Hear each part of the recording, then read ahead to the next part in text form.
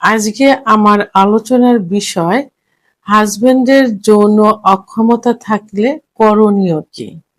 Divorce নাকি পরকীয়া? দেশের এবং প্রবাসের ভাই বোনদের প্রতি সালাম। আসসালামু আলাইকুম। আমি প্রভাষক ডাক্তার রিক্তা পারভিন, হোমিওপ্যাথি এবং আয়ুর্বেদিক চিকিৎসক। আজকে আমার আলোচনার বিষয় হাজবেন্ডের যৌন অক্ষমতা থাকলে করণীয় কি? ডিভোর্স নাকি পরকীয়া? এর মূল বিষয়টি হলো যে কোনো হাজবেন্ড যদি যৌন অক্ষমতায় ভুগতে থাকেন, অর্থাৎ তার যৌন অক্ষমতা হয়, সেক্ষেত্রে তার স্ত্রী কি করবেন? তাকে ডিভোর্স দিবেন না পরকীয়ায় লিপ্ত হবেন? এই বিষয়টি নিয়ে এখন আলোচনা করব। আসলে বিয়ে জিনিসটা কি? আল্লাহর কাছ থেকে স্ত্রীকে চেয়ে নেওয়া এবং স্বামীকে চেয়ে নেওয়া কলেমা পড়ে। আর এই সম্পর্কটা মজবুত হয় কিন্তু ভালোবাসার বন্ধনে, শারীরিক সম্পর্ক দিয়ে নয়।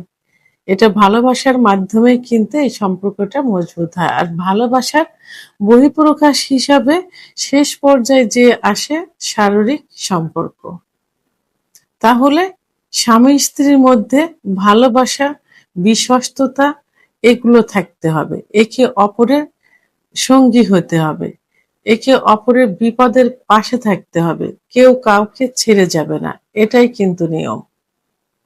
তো এখন কোনো হাজবেন্ড যদি এইভাবে শারীরিক অক্ষমতায় ভোগেন, অর্থাৎ যৌন অক্ষমতায় ভোগেন, সেক্ষেত্রে কি করা উচিত? প্রাথমিক অবস্থায় তাকে ভালোবাসা দিয়ে, তাকে সাহস দিয়ে তার পাশে থাকতে হবে, তাকে বোঝাতে হবে, তার মনে সাহস জোগাতে হবে যে এটা কোনো বিষয় না, তোমার সমস্যা হয়েছে, এটা ঠিক হয়ে যাবে। প্রয়োজনে আপনি নিজে তাকে ডাক্তারের কাছে নিয়ে যাবেন, প্রয়োজনে আপনি নিজে তার গার্জিয়ানের সঙ্গে কথা বলবেন। আপনার মন, আপনার সাহসে, আপনার উপর আস্থা রেখে তার যে সমস্যাটা সেটা কিন্তু প্রায় 3 ভাগের 2 ভাগ কিন্তু ঠিক হয়ে যাবে। কারণ পুরুষের সেক্স হরমোন, প্রত্যেকটা পুরুষেরই সেক্স হরমোন কিন্তু 30-এর পরে যে কমতে থাকে। অনেক মহিলাও জানে না, অনেক পুরুষও জানে না। যখন এই সমস্যায় পড়ে তখন মনে করে যে কি হয়ে গেল, আমার স্বামী হয়তো আর পারবে না।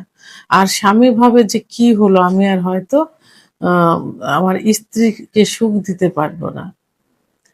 এই বিষয়টা তখন গোপন রাখে, গোপন রেখে তাকে বুঝতে দেয় না। বিভিন্ন জায়গার থেকে অন টাইম ট্যাবলেট, বিভিন্ন কবিরাজের কাছে যায়, বিভিন্ন হালুয়া কিনে খায়, এটা খেতে খেতে আরো শেষ পর্যায়ে চলে যায়।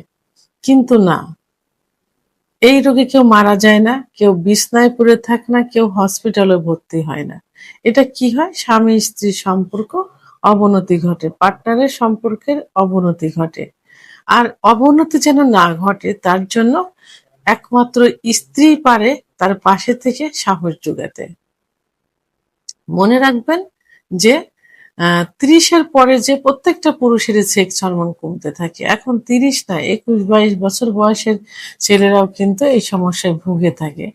বিভিন্ন কারণে সেটা হয়। পূর্বের কিছু ইতিহাস, হস্তমৈথুন, বিছানায় ঘর্ষণ, স্বপ্নদোষ।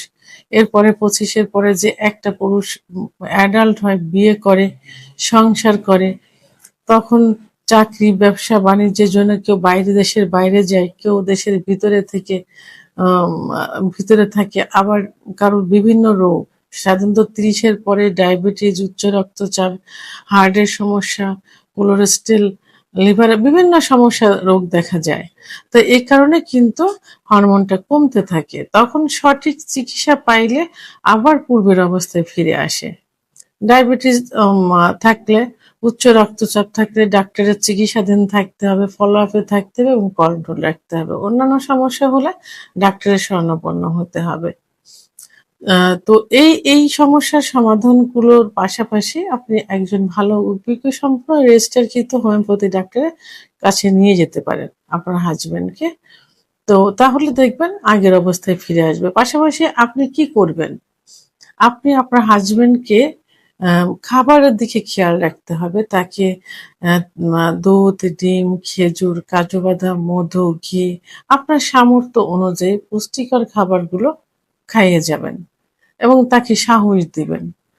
ডাক্তারের মা মা চিকিৎসায় যদি সমস্যার সমাধান না হয় কাউন্সেলিং এর ব্যবস্থা করবেন। কাউন্সেলিং করলে কিন্তু এই সমস্যা থেকে আ বেরিয়ে আসা যাবে। বিভিন্ন থেরাপি আছে, থেরাপির ব্যবস্থা করতে পারেন। তো এইগুলো করবেন। কিন্তু পরকীয়া এবং ডিভোর্স তো এর সমাধান হলো না। পরকীয়া করলে কি হবে?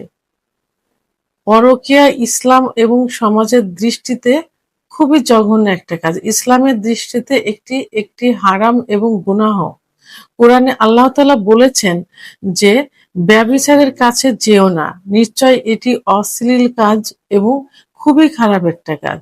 আর এটা কিন্তু সূরা আল ইসরার ৩২ নম্বর আয়াতে দেওয়া আছে। সেহেতু উম এই পরকীয়া করা যাবে না। পরকীয়া কি করবে? আপনার স্বামী-স্ত্রীর সম্পর্কের অবনতি ঘটাবে, বিশ্বাস নষ্ট করবে, একে অপরের সঙ্গে ভুল বোঝাবুঝি হবে। আম আপনার সন্তানের উপর প্রভাব পড়বে, পরিবার, সমাজ, রাষ্ট্রের উপর এর প্রভাব পড়বে। সেহেতু পরকীয়া থেকে দূরে থাকতে হবে। তবে হ্যাঁ, আম হাদিসে আ হালাল আ মা ডিভোর্সকে কিন্তু হালাল করেছেন। তো সেক্ষেত্রে যদি কোনো সমস্যার সমাধান না হয়, আপনি ডিভোর্স দিতে পারেন। তবে ডিভোর্স সমস্ত হালালের মধ্যে কিন্তু সবথেকে অপছন্দনীয়।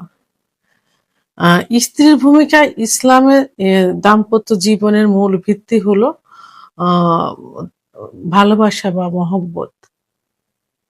তো আপনি আপনার স্বামীকে ভালোবাসা এবং মহব্বত দিয়ে আগলে রাখেন।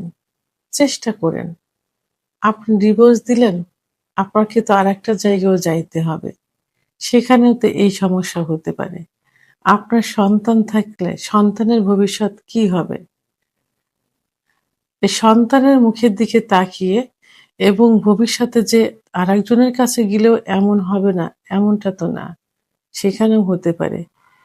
তো ভবিষ্যতের কথা ভেবে আর হাদিসে যেহেতু আছে যে আল্লাহ তাআলার অপছন্দনীয় মানে হালালের মধ্যে যেটা সবথেকে অপছন্দনীয় ডিভোর্স।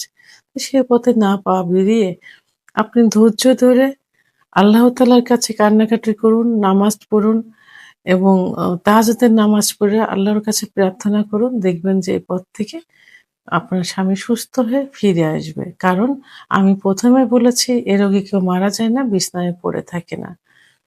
আপনি তো আল্লাহর কাছ থেকে চেয়ে নিয়েছেন। তাকে ফেলে দিবেন কেন? ধৈর্য ধরুন। ধৈর্যশীলকে আল্লাহ পছন্দ করেন এবং আপনি আপনার চেষ্টা চালিয়ে যান। ভিডিওটি সম্পর্কে যদি কোনো মতামত থেকে থাকে অবশ্যই কমেন্টস এর মাধ্যমে জানাবেন। আর ভিডিওটি ভালো লাগলে লাইক, কমেন্ট, সাবস্ক্রাইব করে আমার সঙ্গে থাকুন। আল্লাহ হাফেজ।